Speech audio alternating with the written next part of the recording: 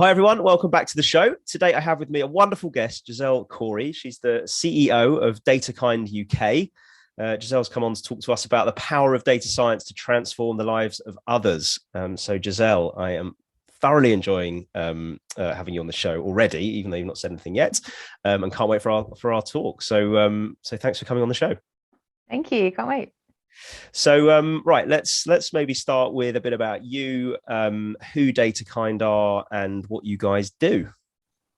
For sure. So DataKind are a charity that helps other charities and civil society organizations, so that might be a social enterprise or a government body as well, to use data science in order to transform their impact. So we are a volunteer-powered organization, and all our projects are data scientists, largely from the private sector, supporting in a pro bono way on projects for social change organizations. Brilliant. And is there a kind of a slice of social change organizations, or is it kind of any not-for-profit social enterprise charity that you guys support? So it's any social change organization that needs us. So we particularly act in this slice of the data journey that is about using data science. So right. We support organizations who basically are a bit more, we call them data mature. So if an organization needs help on maybe basic data collection or putting in a CRM for the first time, then that's not for us. But if an organization says, for example, they're redistributing surplus food and they want to reduce the amount of waste and they think they can use data science to help them do that, then there we are to support them. Similarly, if it's an organization that wants to know more about its own impact and how its service users or beneficiaries are coming out of different programs and being affected by their involvement, then we can help them kind of understand who is benefiting and who isn't. Right. Awesome. So yeah, people that are sort of on the journey and have clear kind of statement, if you like, of sort of trying to understand their operation or their supporters or their impact, I think.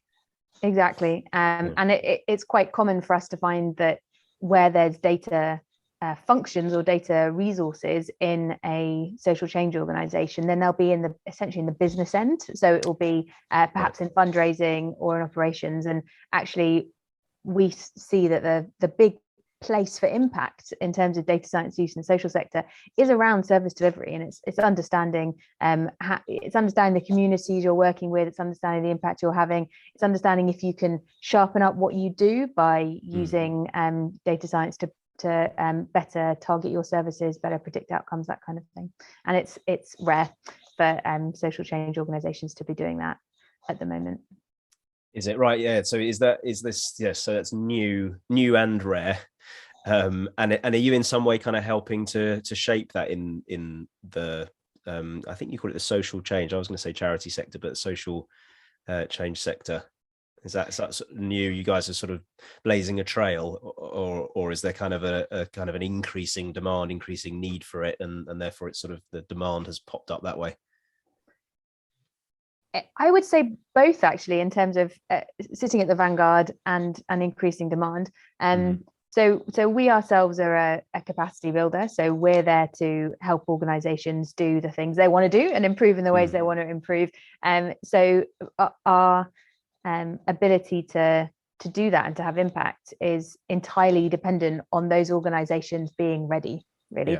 We wouldn't go in and say, hey, we think this data science stuff is a really good idea, why don't you have some of it? Actually, we wait for organizations to approach us and say, we think that there's legs on this particular project, but we have one data person and they're busy kind of doing data quality stuff, or we have an analyst but they're in our monitoring and evaluation department, and actually what we want is to take our service user level data and make sense of that, not for the funders that this person's reporting to, but actually for our frontline staff, in order for them to do their job better.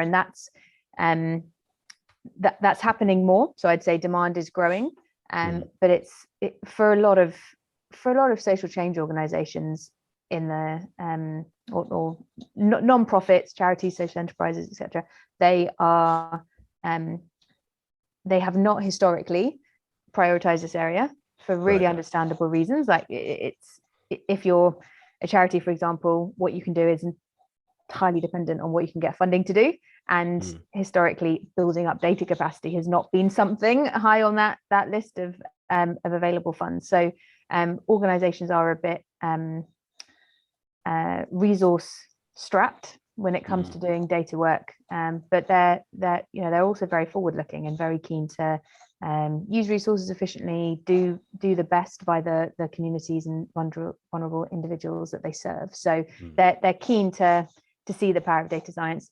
I think one countervailing factor is a bit of fear and anxiety. So we see it's still, unfortunately, we see that the Cambridge Analyticas and Facebooks of this, or Metas of this world, are the things that follow when you say data science. And organizations, particularly those working with vulnerable communities, know the importance of not damaging their reputation, the trust that they might have taken a very long time to build with those communities. So it's really an area where it's about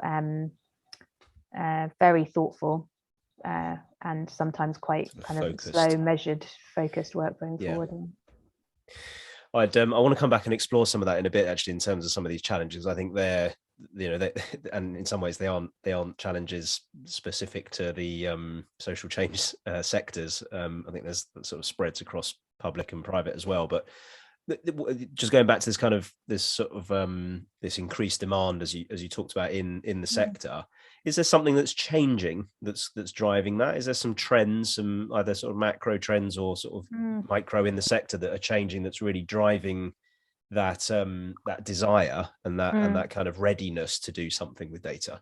Yes, I think there are a few, and some are good, or I'd say come from kind of good places. So the changing cost and non-expert availability of software, basically. So organizations they don't have to invest loads and loads to be able to do interesting things when it comes to the software side.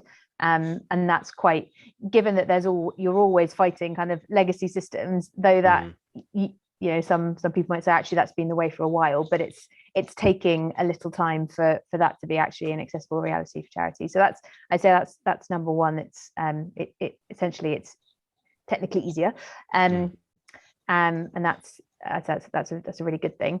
And the second kind of good influencing factor on increased demand, I say, is that there's a better understanding of of the power of data, and actually of being data informed as an organization. And I'm sure, again, this is I speak for the social sector as that's the one I know, but I'm sure this is true of across the board really as well. But organizations know that there's something powerful here, and that they can do better if they use data to inform their strategies, programs, practices. The social sector is quite a competitive place.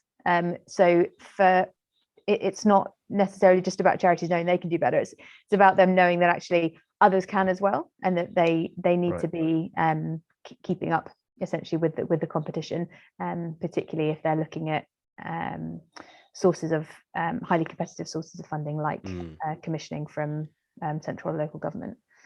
So I'd say that the kind of growing knowledge and the growing ease are good factors. I'd say there is something that might be contentious here, but I'd see as actually less good a factor, which is that we're seeing essentially competition from outside of the social sector to deliver services that have typically been delivered largely by charities, and now we have essentially private companies coming in and offering new wings that deliver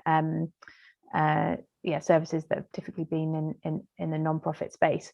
And those organizations might bring in different expertise, different experiences, potentially less, I would say, experience with working with particular groups, and they might come with different values, but that also come with things like different capacities within the organization, different overheads, that kind of thing. So it's this that new element of competition is also driving some transformation in the sector, I'd say.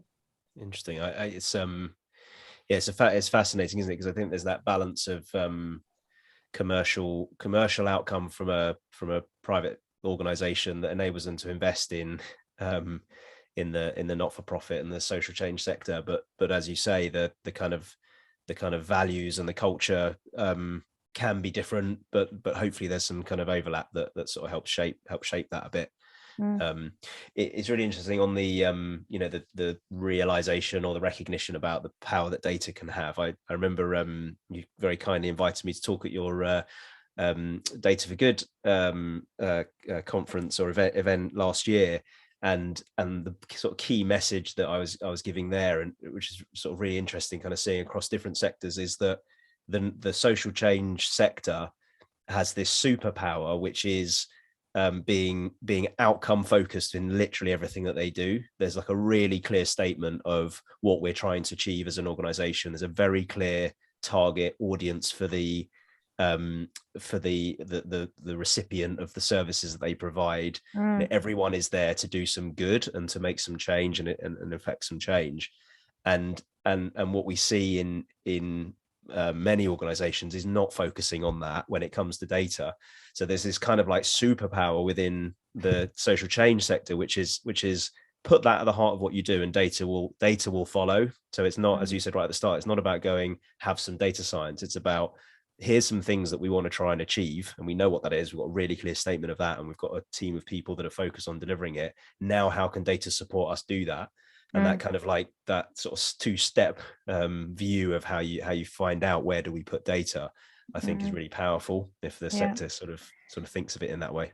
Yeah, and it's I'd say on one hand there are a growing number of really interesting, essentially, use cases or case studies around how the sector does that well, and the sector's trying to shape essentially its own view of what good data science looks like, and that's really exciting to see. But I'd say it's quite nascent. It's really exciting to see. On the other hand, there is, as probably in all walks of life, a tension between the things that essentially won't respond to data informed decision making. So in the charity world, that's I'd say you could see an example of that in the fact that governance is a board of trustees if you're a charity. So that they're your ultimate decision makers, not operationally, but in terms of strategy and what you decide to do in the longer run.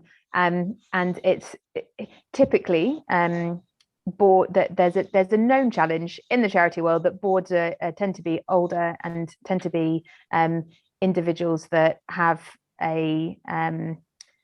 perhaps not inclined to be particularly data informed in their decision making. They're very, very much kind of values informed, which most definitely has its place, and might be for example, very long-term in very long-term governance positions at a particular organization, and not be super happy about change. Definitely not saying that's every board, but there's some known kind of perhaps tensions in governance in the charity sector. So you put that against using data to kind of inform decision making, and you've got some interesting tensions for organizations to grapple with.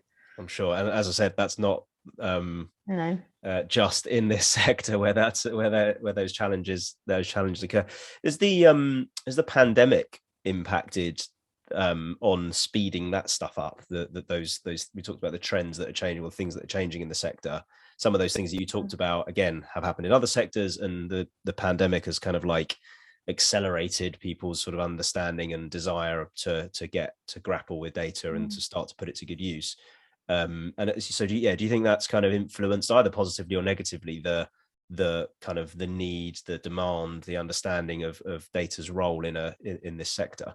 It has, for sure. I think it comes as secondary to the bigger impact, which was digital, and of course digital and data being very connected. But the thing that mattered 2 years ago was that services could be delivered online, and the thing that it was interesting seeing that being what everyone was talking about, and actually you waited about 9 months and then the conversations switched to data, because I think firstly people understood that they had a source of data from the kind of all the exhaust of all the things they were suddenly doing online, but also because the intuition that people delivering services had when they were going door to door, or they were meeting the kids they support on the football pitch, or when they were handing out food at the food bank, that intuition no longer existed when things went online, or they lost that in-person contact or that in-community exposure. And it was then that we saw organizations actually say, right, we've lost one source of knowledge, we need to replace it. How do we replace it? Let's see what the data says.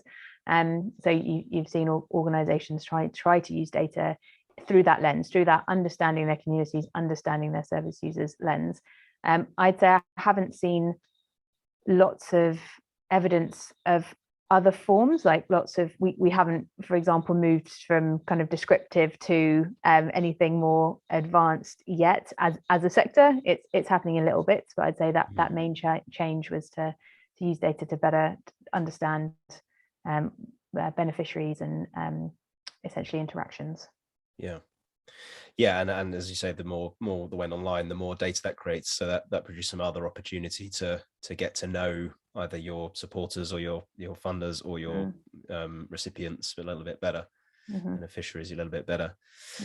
Can you talk a little bit about then, you did at the start actually, but I wouldn't mind just going back to it, about where some of the places that data science really sort of starts to come into its own. So a couple of the key areas maybe that you've helped or you've seen that you're able to talk about, of where data science has really sort of helped to impact I guess the end recipient, the beneficiary of the service, but the service itself. I'd say that actually, following on from that previous point, a better understanding, so that descriptive analysis is actually really, really powerful. And there's maybe, some people listening will say that's not data science, but if we take a very broad understanding of data science and include it, it's often organizations will have a patchy understanding of who they're interacting with and who they're not as well, where the gaps are, and how their interactions compare to maybe other communities or other areas, so neighboring areas, so basically understanding how their world is different because they're in it, versus other places or other communities they don't reach, and that's quite an important area to know, and it's something that has been kind of patchily understood. So having that descriptive analysis that just says who are we reaching, how are we interacting with them, and who aren't we interacting with, has actually been really powerful for organizations to then go back and say, you know what, we've said, like for example, we've said in our strategy or even in our kind of articles, our base mission as a charity, that we want to reach out to young people from marginalized communities in South London. And we've looked at who we're reaching out to, and it turns out they're all over 18, or it turns out they're all from areas that have really low levels of deprivation, for example, and things that kind of question whether your activities and your outcomes are aligning actually with your base mission. So that's a really valuable area. In it, kind of going up the kind of the ladder of kind of increased data maturity, the next area that we tend to look at with organizations is if they can understand why things are the way they are. So looking at relating their actions to change in the world. And this, you're entirely right what you said earlier about this. This is a whole sector that's outcomes focused, but it can be that the understanding of what you put in and what you get out can be a bit black boxy. Something I think across all organizations, but that's a particularly something you want to address if you're in a sector where it's all about the outcome you seek, and where the different mechanisms you use to seek that outcome might have varying efficacy, but also varying costs, varying a kind of ability to do things. You might have one strategy might be very accessible but not very effective, for example. So connecting what goes in with the outputs or outcomes is the second area. And then a key area for even more advanced organizations is understanding their understanding of the future, essentially. So for example, we're working at the moment with an organization that wants to know if they can better match supply to demand for mentors. So they run a mentoring program for disadvantaged young people, and they've got so many factors. The mentor needs to be skilled in the area the mentee needs. They need to have had an interest in the mentoring a particular age group, but of course they also need to be in the right place, and not just vaguely the right place, but they need to be able to get somewhere fairly easily, because we know if you have to you can't really get somewhere, then you're probably going to drop out of a program. So you've got a lot of different factors that change over time, and understanding how you might best meet that supply of mentees with that demand from mentors is quite a tricky and meaty and interesting data science problem, which, if solved, will mean that that organization can basically support more young people every year to get mentored, and for them get good grades basically in school, so they can go on to other things. Fascinating. There's some great examples. There's one organization that we worked with a few years back who helped underprivileged girls around the world, and the yes, all of that that you talk about. They also produce a lot of content, so kind of the understanding of the content, how the content's resonating with people and that sort of thing. But the thing they grappled with most was, the change that they were looking to track was generational. It took 10, 20, 30 years for the sort of like the groundwork to turn into, for the kids to grow up, for it to become a cultural norm. These are long-term plays. And I do wonder whether there's we don't need to solve this one here, but it just sort of got my mind ticking about whether actually there's some predictive modeling you could do about the long-term impact and the long-term sustainability and the long-term change curve that's enacted through the work that you do today. Because there's some big bets they're making, because that change is, as I say, going to take generations to kind of come see through. So maybe there's a hookup between you guys and them at some point to see if we can get them some support. But which just to respond to that a little bit, there's a concept very well known in the social sector of a theory of change. I don't know if that's something also companies use, and we get a lot of organizations a lot of charities in particular come to us and will say, we want to measure the impact of a particular program, and we'll say, okay, so what impact do you want to see? And then they might say, oh, well, we want people to still be in the program at the end. And we say, okay, that's great, that's not an impact. And actually having those conversations, which are essentially turning a theory of change into something that can be quantified with data, it's a conversation we have a fair bit, because we're trying to match these things of kind of deep subject matter expertise organization that understands what it's trying to achieve with the usually quite mismatched set of data that they collect and have, and so often that conversation will end with that organization going away and slightly amending the nature of the data it collects so that it better matches actually onto that theory of change. And yes, it might not be realistic to wait 30 years till you get your information about the next generation, but what are the proxies, what sits within their, on their side of their accountability line, that can be measured and understood, and it's that those things, I say often in organizations, those things aren't being measured or collected, but often can be. It's I mean, that hits at the heart of this superpower I mentioned earlier, that you got to start with that outcome, that place you're trying to get to, and work back to the data you need and the systems that you need. because then, as you say, you can better create the platforms and the systems that you need in order to ensure that you collect the data that you need, so that you can then measure, track, analyze, get insight. If you do it the other way around, which is like, oh, I think we need a CRM system, and go and buy a CRM system, then what you've got is a CRM system that you bought, and not based on an outcome that you want to achieve. It's sort of functional, or we need it to, collect user details, we need to be able to track what people said, and we need to be able to send emails, rather than we're trying to better understand how, the calls that come into us, and the kind of things that are being talked about, and the cohorts of people, and whether there's similarities, differences, where there's cohorts, and we can better understand supply and demand of services because of what we find out. Right now, let's go and build a CRM system that enables us to do those things. So it's definitely, as someone's talked about, right, it needs to be right to left rather than left to right, because you got to start with that outcome. Otherwise, you end up disconnected with the data that you have and the systems that you have and what actually you want to know.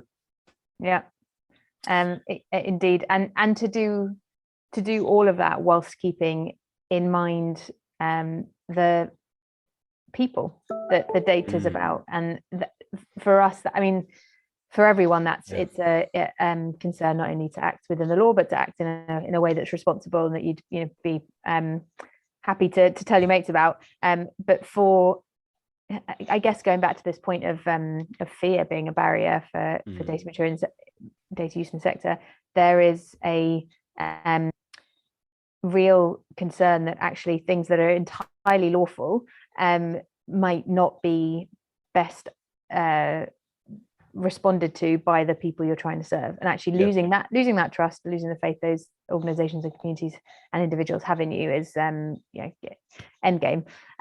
So we support DataKind organizations to ask those questions internally, because the answer is not going to come from us. We can give you a framework, we can help you understand what the right questions might be, we can help you maybe translate some of the answers you're getting, but actually I can't say whether or not your service users or beneficiaries will be happy with you creating a model from that predicts what their need might be based on the first 10 lines of the text chat they're having with you on your online service, for example. And it's that, I suppose, before, when I was saying social sectors trying to understand what data science means for it, I think that's what I'm getting at. It's what is good data use when the model isn't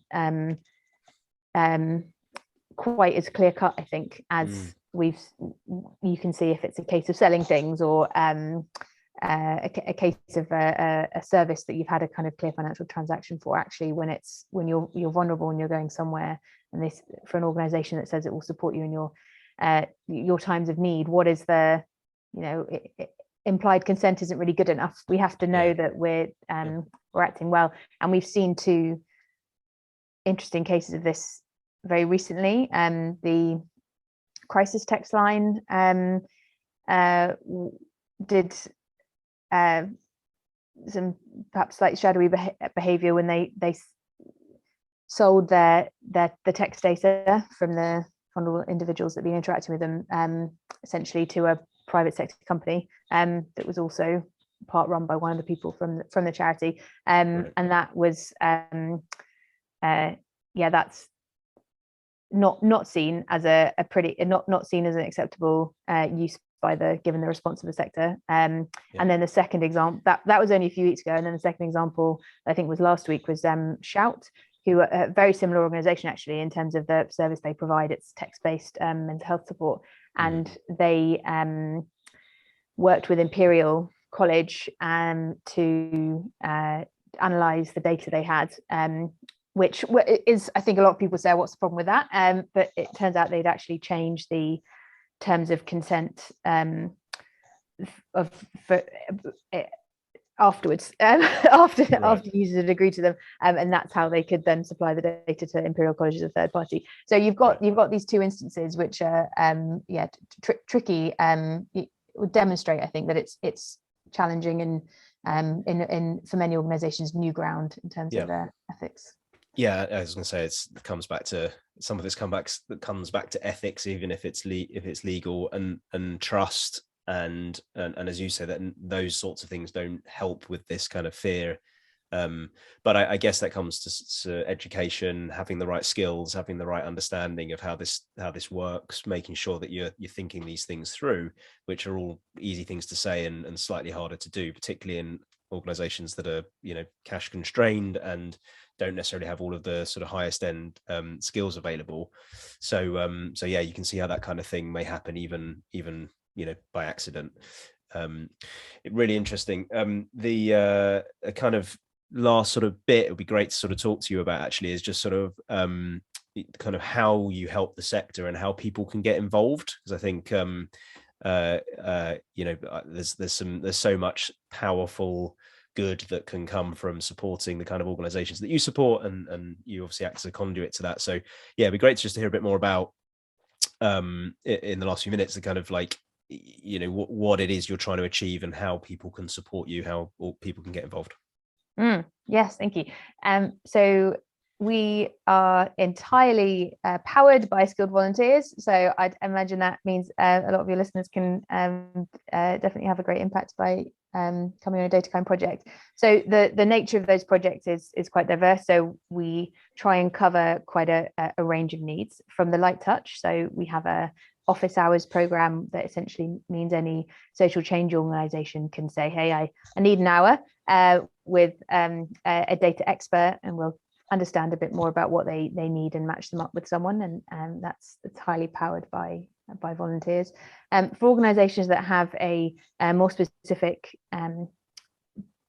technical challenge, I'd say, we can run what we call a data dive project. So these go on for about 3 months and are punctuated in the middle by a weekend, usually weekend long event where the charity reps come, the volunteers, usually about 30 per right. charity project, come together, and those volunteers solve a bunch of challenges that have been brought to them by the charity reps.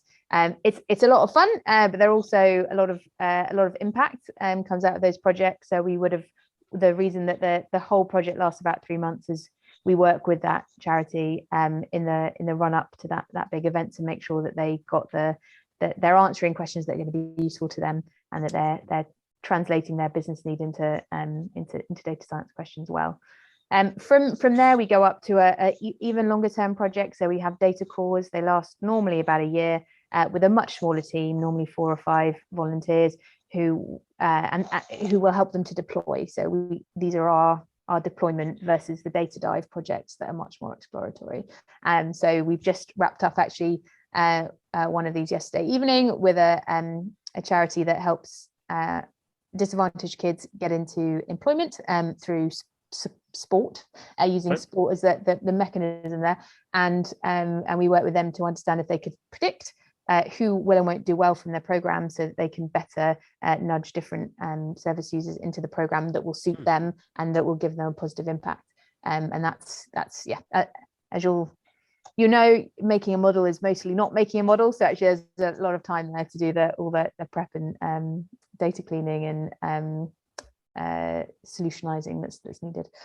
And then on top of those existing programs, we've actually just launched our strategy for the next 5 years, which is super exciting. And has a bunch of new programs in it as well. So one of these is mentoring. So I talked about that office hours where you can drop in for just 1 hour. One of the things we found is that particularly leaders of charities, a CEO of a charity might come in and say, I need help on data strategy, for example. You can't quite crack that in an hour. So we want to provide a longer term one-to-one support where people with experience of a certain area can help a charity leader who's wanting to do that, but doesn't have the support in-house that would help them get there.